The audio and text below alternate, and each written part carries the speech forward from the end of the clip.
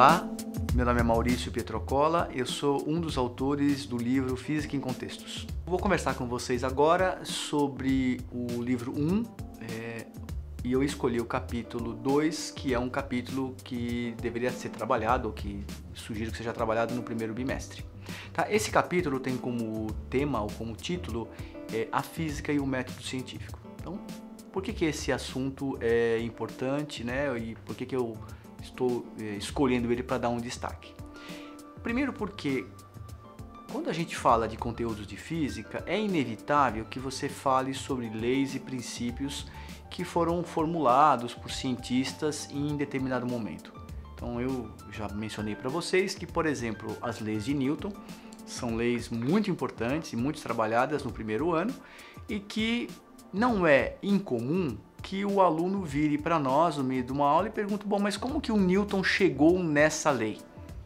Pega a lei fundamental da dinâmica, né? F igual a ma, e o que a gente costuma dizer é que o Newton, por ser um cientista, ele utilizou um método científico, né? Então aí vira quase que um pleonasmo, né? O Newton é cientista, usou um método científico e chegou numa lei.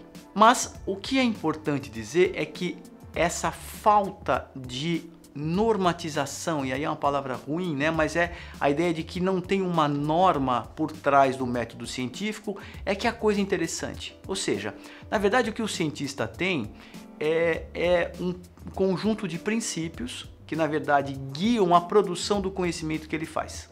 E que de certa maneira o que é a produção da ciência é um misto entre seguir de certa maneira algumas ideias básicas, alguns princípios básicos que estão na origem do que o cientista faz na prospecção do mundo, né, na investigação que ele faz sobre o mundo físico, e mais uma certa dose de criatividade, uma certa dose de construção pessoal que ele agrega nesse processo. Ou seja, são duas coisas que meio que juntas produzem o resultado do projeto de pesquisa dele. E que é importantíssimo dizer que, além disso, as propostas do cientista, elas não são validadas só por ele. Elas precisam ser validadas por um coletivo. Então, esse capítulo 2, o que ele propõe? Ele propõe primeiro que a gente entre um pouco nessa discussão, que a gente poderia simplificar dizendo, bom, da onde vêm as leis da física? Da onde vêm os princípios que a física usa para resolver os problemas? E trabalhar de uma maneira que o aluno consiga, de certa maneira, ser um pouquinho participante desse processo. Então, o que a gente procura oferecer nesse capítulo são atividades que vão propor ao aluno realizar experimentos muito simples, que exigem dele produzir medidas e estabelecer o que a gente chama de pequenas leis. São pequenas leis, só que são leis que ele próprio vai produzir. Então, toda a construção desse capítulo 2, ela de certa maneira, ela fundamenta uma maneira de olhar e de perceber a física que a gente espera que ele carregue por toda a coleção. E aí, um aspecto que vale a pena a gente chamar a atenção, para além da ideia da experimentação, né, que eu acho que todos nós sabemos que ela é fundamental na física, é o papel da matemática. Então, de certa maneira, a gente costuma separar do tipo, bom, a física usa a matemática, mas como se a matemática fosse uma coisa de uma outra área, que é a disciplina matemática. Mas a física faz um uso particular da matemática.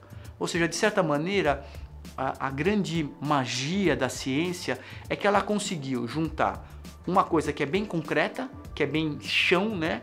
Que é bem do domínio dos sentidos, da medida, que é os resultados da experiência, com uma outra coisa que é super abstrata, que é a ideia de número, a ideia de equação, a ideia de função. Ou seja, o que a ciência fez foi basicamente juntar os dados que vêm da experiência, que são bem concretas, com a abstração que vem da matemática.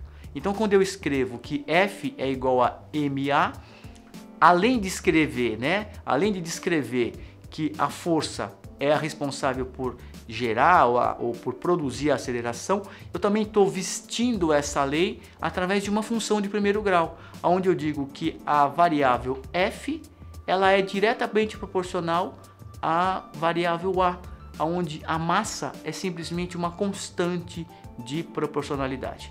E que se eu fizesse, por exemplo, um gráfico, né, de F igual a MA, dá uma reta que passa pela origem. Assim como, por exemplo, Y é igual a AX, que também é uma função matemática, só que essa função matemática não está vestida de nada.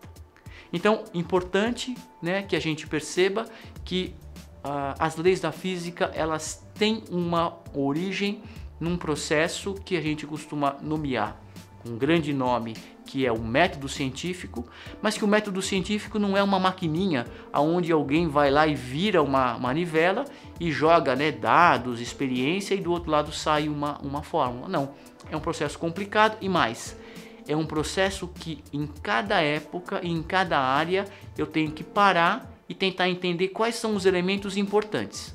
Embora talvez tenha uma base geral que eu acabei de dizer, né? Uma combinação entre experiência e matemática, elas estão sempre as duas envolvidas na produção de leis da física, mas em cada momento eu vou olhar, em cada período histórico eu vou olhar como que esse método, ele de certa maneira permitiu que os físicos, né, que os cientistas, né, que trabalham com a física, eles tenham sido capazes de produzir leis e princípios, muitos deles que são válidos até hoje.